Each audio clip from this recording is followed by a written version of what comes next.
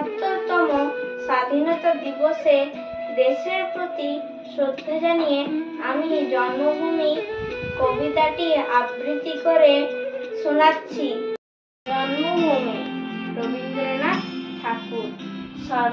সার্থক জন্ম আমার, জন্মেছি এই দেশে, সার্থক জন্ম মা গো তোমায় ভালোবেসে। জানি নে তোর ধন রতন আছে কিনা রানীর মতন, শুধু জানি আমার অঙ্গ জুড়ে তোমার ছায়ায় এসে। কোন বনেতে জানি না ফুল গন্ধে এমন করে আকুল, কোন গগনে ওঠে রে চাঁদ এমন হাসি হেসে। আঁখি মেলে তোমার আলো প্রথম আমার চোখ জুড়ালো, এই আলোতেই নয়ন রেখে মুদব নয়ন শেষে। জয়